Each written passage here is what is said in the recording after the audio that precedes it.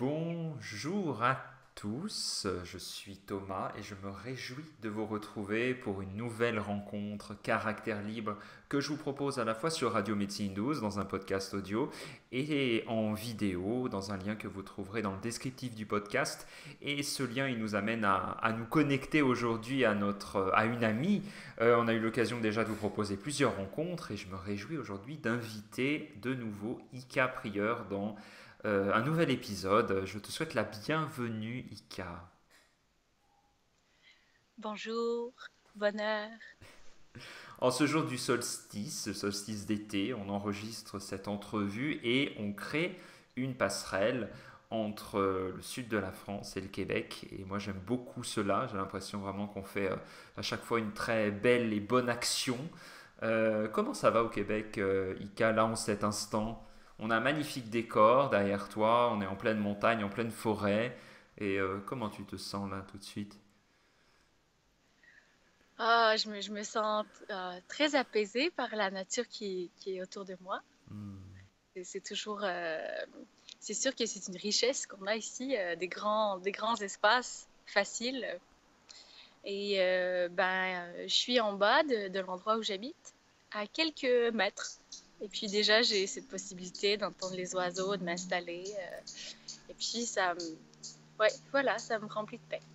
À chaque fois, je suis touché parce que tu nous proposes un décor magnifique. Alors, et moi, j'ai vraiment l'impression de voyager, même si le décor autour de moi est tout aussi magnifique. Mais je te remercie vraiment de nous, en plus là, c'est en vidéo aujourd'hui, de nous donner ce cadeau-là, parce que c'est vrai que j'invite vraiment les gens aussi à découvrir la vidéo pour se plonger au cœur de la forêt et on sent qu'il y a une très belle énergie. Tu me parlais aussi de la couleur des vêtements, on peut peut-être commencer par ça d'ailleurs.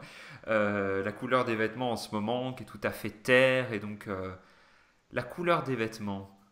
Oui, comme tu es déjà au courant, moi, Ouais, j'ai des directions dans le matériel ouais. qui viennent, au début, qui sont superficielles et qui deviennent très profondes. Et il n'y a pas si longtemps, il y a eu un changement. J'étais dans un jaune éclatant et puis j'ai eu besoin voilà, de m'enraciner un peu plus, de me reconnecter avec la terre. Et j'ai commencé à apporter des choses beige, crème, écru, toutes les couleurs de terre très pâles, des fois un Hmm. peu foncées, avec des petites taches des fois de jaune, d'orangé, parce que la terre, elle a toutes sortes de couleurs en fait. Mais surtout, c'est ça, ces couleurs-là, qui font quelque chose de complètement différent de mon noir. J'avais du jaune et du noir qui était très éclatant et qui prenait beaucoup de place. Euh, donc, cette couleur-là, elle me ramène au foyer, comme une espèce de femme au foyer, si tu veux. Mais comme pas la femme au foyer qu'on dit, celle qui est à la maison, dans le standard qu'on a dans, ne- dans notre mental. Non, Hmm. le foyer comme le centre, où est-ce qu'on est le centre de notre énergie vitale. Un peu comme une terre qui vient toucher le magma. C'est un peu ça. Donc, toute la terre qui est là, qui est en protection de ce feu-là. Donc, j'ai compris que j'avais besoin de ça parce que mon feu, moi, je sais, il n'est pas toujours harmonisé. Donc, pour l'harmoniser, j'ai besoin de l'ancrer, de l'entourer, de le protéger. Donc, c'est un peu cette couleur-là qui m'est venue sans réfléchir. C'est toujours très intuitif. Et voilà, et j'ai cette image-là de retourner dans les bras de ma mère. Mais pas ma mère de chair, ma mère de terre. Hmm. C'est vrai, quand on s'est rencontrés il y a 6 ans de ça, tu étais toute rouge, je crois. Oui, Et puis après, je t'ai vu évoluer dans le vert, dans le jaune. Enfin, en effet, il y a eu il des y en a moments. toutes sortes, ouais. Ouais, ouais, Ouais, ouais, ouais. c'est magnifique. Alors j'entends là comme c'est ce qu'on évoquait un petit peu hors ligne pour essayer de saisir un sujet d'entrevue. Et évidemment, on va aborder un sujet aujourd'hui magnifique qui est celui de la guérison, de l'auto-guérison et aussi l'idée de la discipline. Et ce que j'entends aussi au travers des vêtements, ça demande une vraie discipline qu'aussi que de composer comme une garde-robe à l'image d'une couleur que l'on voudrait comme ça pouvoir représenter. Ouais, c'est vrai, hein. C'est devenu tellement une logique chez moi. Ouais. quand il y a un changement parce qu'il se crée une aversion. Je vais tellement au bout d'une couleur qu'à un moment, c'est trop. Il y a un excès. L'excès me donne même une guérison. Quelque chose que j'ai à voir qui est trop là. Et j'en peux plus, donc j'ai besoin de faire un changement. Et ce changement-là, ben, il fait que tout ce que je vois qui était de la couleur précédente, je vais ah, j'en peux plus, j'ai besoin d'une nouvelle étape, j'ai besoin de changer. Alors, c'est sûr que ça demande des fois un budget pour trouver les choses, mais en fait, pas vraiment. C'est plus, il y a tellement une direction forte, c'est tellement un appel fort de l'âme plus que de l'esthétisme que tout se place. Je commence, parce que tu sais, quand on vide un espace, il se remplit d'une autre manière. Donc, je me débarrasse de ces vêtements-là, et là, il y a quelqu'un qui m'arrive avec un gros sac. Ah, moi, j'en veux plus de tout ça. Et je fais, ah, il y a tous les vêtements de la bonne couleur, ou je m'achète des choses et je décolore les choses que j'aime bien déjà, et je les teins. Et ce qui coûte très peu, juste du temps, et je m'amuse. Je fais des choses super. J'utilise mon côté créatif pour justement changer, puis tout se place. Alors, en très peu de temps, là, je dirais, si on pouvait aller dans ma chambre, tout est terre. Tout s'est placé. Ça a été très facile. Voilà. Alors on peut peut-être faire le lien justement, on parlait de guérison, d'auto-guérison. Ce que tu m'évoquais, c'est une belle traversée que tu vis depuis notre dernière rencontre en février. On s'est rencontrés, voilà, la dernière rencontre autour de l'abondance datait de la Saint-Valentin, hein, tu me le rappelais. Oui, Et, oui, oui. et donc depuis, il y a comme un diagnostic qui s'est imposé à toi, enfin qui avait déjà été posé une première fois quand tu avais 19 ans, la maladie d'Hashimoto. C'est ça qui s'est comme qui a ressurgi ces derniers mois. Et donc ce qui t'invite, c'est une vraie invitation pour toi à t'installer, à explorer la guérison encore un peu plus et un peu loin. C'est tout à fait étonnant. Moi, je te sais vraiment complètement engagé dans un chemin de guérison, dans un chemin spirituel, dans un chemin de conscience, je sais pas comment l'appeler. Et au-delà et par-dessus tout, il y a encore des informations à aller contacter pour toucher vraiment la santé du corps. Alors, est-ce que tu pourrais peut-être nous évoquer les circonstances dans lesquelles cette maladie a ressurgi dans ton corps? Oui, ben, je me rappelle spécialement, je suis allée faire une formation, je suis en train de faire ma formation comme prof de yoga Ouais. et j'avais un bloc sur le feu. On fait ça par les éléments. Et normalement, je fais une journée sans problème, je fais les 4 jours, je suis un petit peu fatiguée et voilà. J'ai fait la première journée, j'étais brûlée. J'ai fait la deuxième journée, j'étais surbrûlée. Et je me suis rendue jusqu'à la fin avec un effet, c'est ça, d'incendie. Et vu qu'on travaille beaucoup avec les éléments et les symboliques, j'en ai parlé avec ma prof et elle m'a dit, ben, ton feu ne semble pas bien harmonisé. Je m'en doutais. Et à partir de ce moment-là, j'ai commencé à avoir une énergie très, très basse. Comme justement, si j'avais plus d'énergie, j'avais tout brûlé. Euh, je me suis posé des questions, j'ai eu peur au début. Et puis, j'ai commencé à vouloir accepter le feu à l'intérieur de moi. J'ai fait des demandes. On pourrait parler même de. Je suis allée avec les divinités, avec Kali, qui vient faire la destruction, qui a beaucoup de feu. J'ai dit, ben, c'est bon, on travaille ensemble. J'ai commencé à l'accueillir, j'ai commencé à l'appeler, j'ai commencé à mettre le feu, même s'il m'avait brûlé. Je suis allée voir. J'ai fait des respirations ici, on a fait des cheminements avec mes vies antérieures, où possiblement j'avais été brûlée. Voilà. Et qui me rappelait aussi pourquoi j'avais une certaine peur du feu en même temps qu'il était trop fort. Alors j'ai à ce moment-là réalisé que c'était vraiment en lien avec cette maladie. Parce que la maladie d'Hashimoto, c'est une maladie où le système immunitaire attaque la glande thyroïde. Donc, c'est une attaque à soi-même. Ouais. C'est le même phénomène qu'à peu près toutes les maladies. Hein. C'est une attaque toujours, mais elle est très en évidence. c'est vraiment quelque chose où on se détruit. Donc, oui, dans la conscience, j'ai fait plein de chemins là-dedans, mais il y a des choses qui sont là que je n'ai pas le contrôle dessus et je n'ai pas vu encore. Et j'ai commencé à me dire, bon, ben, j'ai besoin de faire quelque chose qui va me discipliner pour me garder un focus sur cette guérison. C'est très important. Ouais. Parce que là, je sens que je n'ai plus de repères, je n'ai plus de stabilité et je n'ai plus d'énergie vitale. Donc, je me suis rappelée de cette dame qui s'en est remise et qui a écrit un best-seller, le docteur Isabella Wentz. Et puis, j'ai fait commander ces 2 livres. Elle avait écrit un nouveau livre avec un protocole. J'ai passé une fin de semaine entière à lire tout ce qu'elle avait. Et je me suis dit, c'est une montagne. C'est incroyable parce que j'ai besoin d'argent pour acheter ci, et c'est très cher, tel supplément, tel truc, faire tel truc, ici, telle étape, telle étape, telle étape. Et ça, c'est la base. Et si ça marche pas, il y a une autre, et si. C'est un gros livre. Mais en même temps, cette dame, elle s'en est remise. Elle est resplendissante. Elle a aidé plein de gens. Et je me suis dit, ben voilà, qu'est-ce que je peux faire d'autre? Donc, je commence.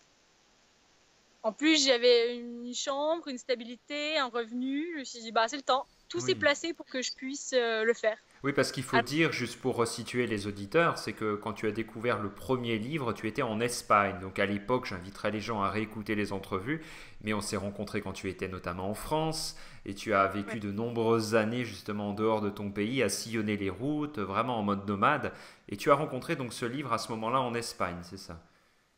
Ben, je l'ai rencontré au Québec quand je suis venue passer un mois, mais je suis retournée avec en Avec en Espagne. Donc, Espagne, là d'accord. que c'est là que j'ai commencé à vraiment l'appliquer. Hmm. Et j'avais pas l'argent pour Ouais, acheter des suppléments, le mode de vie qui faisait que je pouvais faire tout. Et ouais. à ce moment-là, elle n'avait pas écrit le protocole encore. Elle avait juste Hmm. écrit son premier livre qui donnait une diète, une façon, des choses sur 3 ans.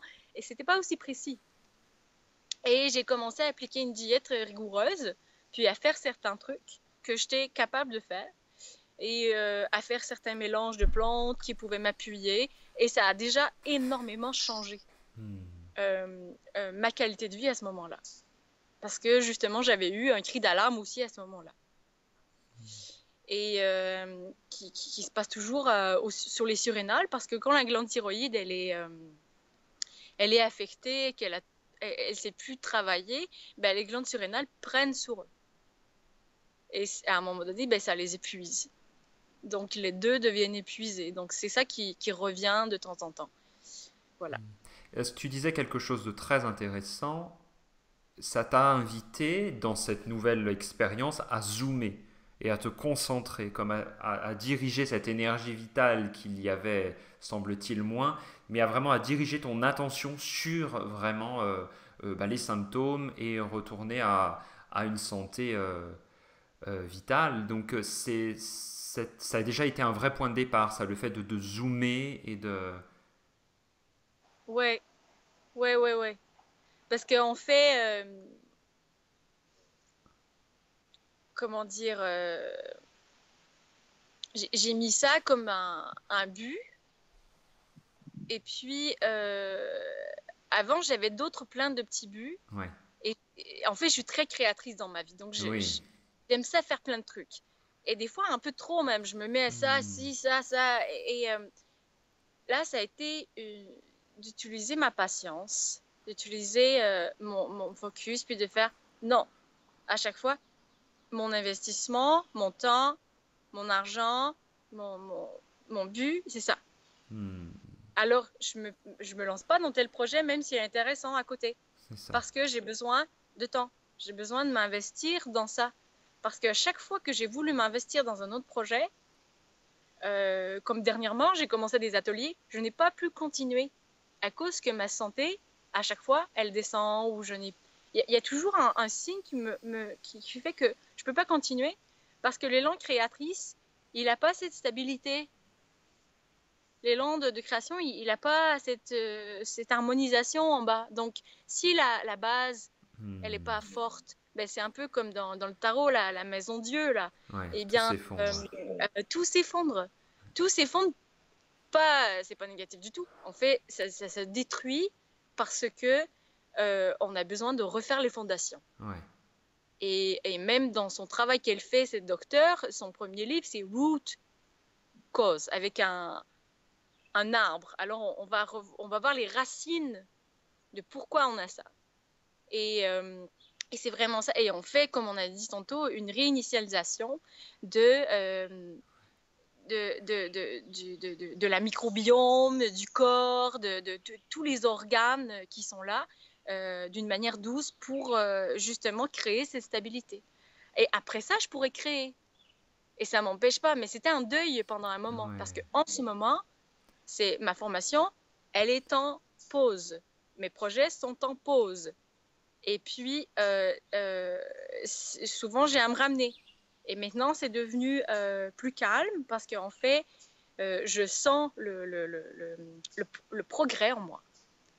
Et ça me fait, ah oui, c'est une logique d'avoir cette patience. C'est plus important que je sois en santé que je crée 100 projets en même temps.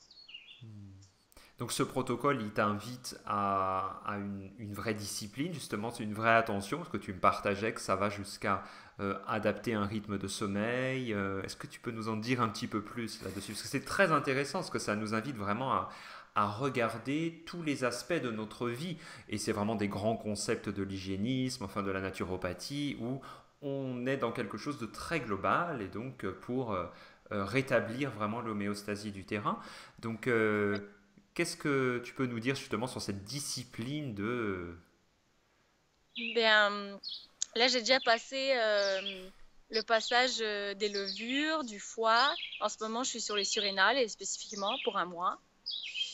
Donc, j'ai nécessairement des dosages spécifiques de suppléments et de plantes le matin, le midi et le soir. J'ai un protocole qui est lié à mes dents aussi, qui est toute l'hygiène de mes dents, parce qu'il y a des racines de Hmm. bactéries, beaucoup qui font un... Et on oublie beaucoup ça, parce que souvent, toute la dentisterie, l'orthodontie, c'est à part de la santé. Mais en fait, les dents, c'est Hmm. nos racines dans le corps. Ouais. Vraiment, dans nos os, là, on a toutes les générations qui sont là. Et puis, donc, je me dis, ah ouais, ça a vraiment du sens. Donc, j'ai toute mon panoplie. Je me sens comme une petite dentiste en ce moment. Je fais plein de petits soins. Et c'est 3 fois par jour. Le matin aussi, en plus, j'ai un truc le soir. Ça fait 5 petits rituels de la dent dans une journée. Une chose que j'ai un téléphone qui me fait des rappels parce que c'est quand même exigeant. Oui, au niveau du sommeil, vu que je suis dans les surrénales, c'est des glandes qui réagissent beaucoup au stress. Eux, plus ils ont de stress, plus ils sont en action. Mais plus ils sont en action et plus ils s'épuisent. S'ils sont toujours en mode Hmm. survie, eh bien, tu es toujours là, même si tu n'es pas en survie. Donc, c'est épuisant. Donc, il y a besoin pour les régénérer. C'est vraiment ça le thème, c'est régénération des surrénales en ce moment. Eh bien, j'ai besoin d'être au lit à 9 heures. Et si je peux, de me lever à 9 heures, même si je ne dors pas. Bon, je ne peux pas toujours parce que j'ai un emploi du temps à l'institut où je donne de mon temps, tout ça. Mais hier, j'ai réussi. J'étais à 8 heures dans mon lit en train de faire mon petit protocole J'ai un autre truc que je fais en ce moment. Mais j'étais déjà en train de lire mon livre, donc je ne dormais pas. Et ce matin, à 8 heures, mon cadran a sonné et j'ai réussi à rester comme ça parce que je suis dans les premiers jours des surrénales. Alors j'essaie d'instruire mon corps à lui dire tu relaxes. Alors je me prends du temps vraiment en nature, je me fais des bains de pieds, tout ce qui me relaxe. Et même dans son livre, elle nous rappelle à faire une liste des choses qui nous relaxent, qui font sentir mieux, et toute la liste des choses qui nous font sentir le pire. Et d'augmenter qu'est-ce qui nous relaxe et de réduire qu'est-ce qui nous met en stress pendant ce moment-là spécifiquement. Je pourrais dire, bon, ben, je travaille, je fais je fais des choses, j'ai des petits projets, on me demande de faire tel truc. Mais non, en fait, c'est en ce moment que je suis en train de faire. C'est ça. C'est maintenant, et ça me paraît comme un miracle dans ma vie, ça. Alors, c'est maintenant que je suis en train de me guérir. Donc, je m'investis dans mon sommeil, dans mon moment de paix, et j'en mets, et ça a un impact. Et j'ai l'impression de... Les gens, ils me demandent, est-ce que tu veux commencer plus tôt ce matin? Non, je peux pas. Je Oui, suis c'est dans un ça. protocole, je suis en train de... J'ai une discipline, je peux pas. Et ça, c'est ma priorité. Hmm. Et on me demande, est-ce que tu peux sortir ce soir, faire tel truc? Non, je peux pas, je suis dans mon lit à 8 heures. Tu sais, c'est ça. Et j'aurais pu me sentir, comme souvent dans ma vie, comme une victime.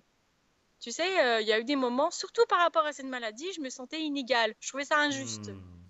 Et je me tapais dessus en me disant, et je me culpabilisais, je me suis créé cette maladie, pourquoi je me génère ça, et qu'est-ce que je comprends pas, et puis là, tout le monde est en santé, ils sont capables de faire ça, puis en fait, non, j'ai lâché prise sur cette espèce de besoin de ce rôle de cette victime-là. Je me suis dit, je peux être heureuse juste de faire ça et me voir comme comme quelqu'un en fait, c'est juste, je suis en train d'accomplir quelque chose pour moi. Tu penses que c'est ça la principale résultante pour le moment? Tu me disais que tu bénéficiais déjà de ce protocole et tu voyais déjà des effets. Oui, oui, ben physiquement, j'en vois. Il y a des changements. On a un petit questionnaire, même à faire au début, je l'ai refait. J'ai déjà diminué grandement dans mes symptômes et tout Hmm. ça. Euh, il y a plein de bénéfices. Je me sens même, si tu veux, dans ma sagesse, justement, dans tout ce que je crée, cette discipline, cette manière de voir les choses, il y a, c'est grand, qu'est-ce que ça fait? En fait, ça connecte avec des choses de vie passée, d'origine de ma conception, probablement, de plein de choses, en fait. Ça lie plein de choses. Je traîne ça depuis des années. Donc, il y a Ouais. nécessairement un changement grandiose. Hmm. Qu'est-ce que tu penses que comment ça va impacter ta posture d'enseignante, d'accompagnante? Enfin voilà, moi je trouve que tu es voilà, une grande enseignante, une femme médecine. Tu sens déjà que ça dessine autre chose dans la manière d'accompagner les autres, à justement à saisir leur santé. Ah oui, vraiment. Parce que là, c'est comme si jusqu'ici, j'étais capable de guider les gens dans leur santé, mais toujours en me disant, ouais, moi, il y a un truc que j'ai pas réglé, tu sais. Donc, des fois, je me sentais pas à l'image de qu'est-ce que je voulais Hmm. guider, qu'est-ce que je voulais inspirer. Et là, en ce moment, ça me fait un effet révélateur de, ah ouais, je suis en train d'accomplir cette guérison. Donc, je suis déjà en contact, je rencontre des gens qui ont des maladies auto-immunes et je leur parle de mon projet, de qu'est-ce que je suis en train de faire et tout ça. Et là, ils me regardent les yeux pétillants, de comme, ça crée des espoirs en fait. Oui.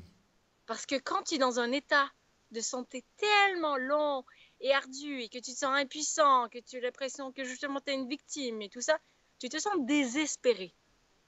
Et tu as l'impression qu'il n'y a plus de possibilités et que tu es perdu même. Et quand tu entends quelqu'un qui a retrouvé, parce que justement, quand tu te perds, ben, tu es la meilleure personne pour trouver ton chemin, finalement, ben, ben voilà, tu te dis, ah, c'est possible. Il y a un espoir, et puis là, tu t'accroches à ça, et puis tu peux te dire, ah ben, je vais commencer. Voilà, il y a un précédent. Waouh. Oui, parce que... Alors Ika, maintenant j'aimerais pouvoir... on enregistre notre entrevue le jour du solstice. Nous sommes le 21 juin 2018. Ce n'est pas pour rien, très certainement, que l'on enregistre cette rencontre à ce moment-là. Qu'est-ce que, comment c'est pour toi cette idée de solstice, de cette lumière abondante et disponible dans cette journée? Pour moi, le solstice, bah oui, c'est ça. C'est la journée la plus longue. Donc, c'est la journée la plus solaire. Et en même temps, je te dirais qu'en ce moment, à Montréal, ils font la journée de la lenteur.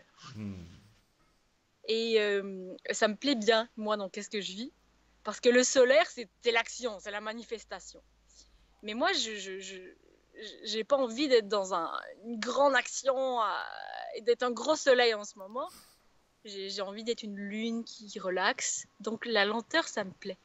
Parce qu'on a tellement de temps de soleil qu'on se permet de faire tout en lenteur et d'une manière consciente. Et voilà, ça me rappelle ça.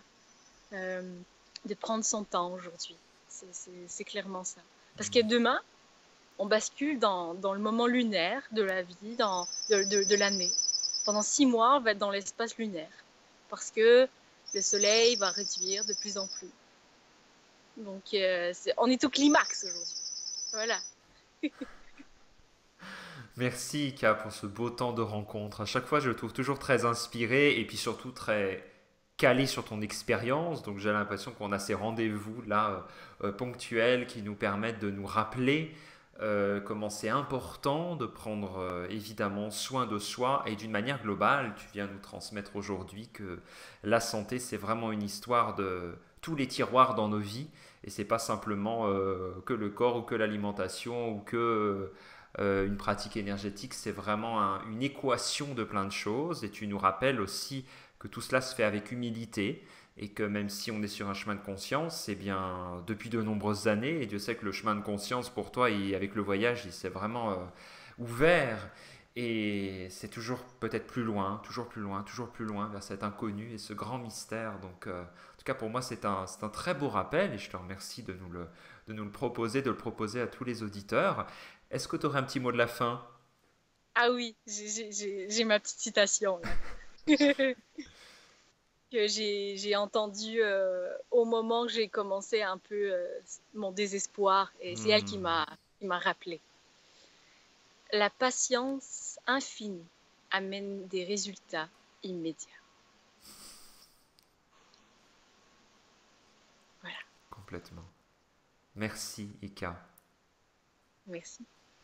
Donc, chers auditeurs, je vous mets en même temps le petit email d'Ika dans le descriptif de cette émission, si vous vous sentez dans l'élan de lui écrire, j'imagine que c'est OK pour toi, Ika, et que tu as beaucoup de joie à recevoir les témoignages des auditeurs. En tout cas, c'était un plaisir de, de nous rappeler ton visage au travers de cette vidéo, parce que les gens connaissent ta voix un petit peu maintenant, mais en tout cas, ça fait plaisir de pouvoir proposer une rencontre comme ça en direct et de créer cette belle passerelle entre la France et le Québec.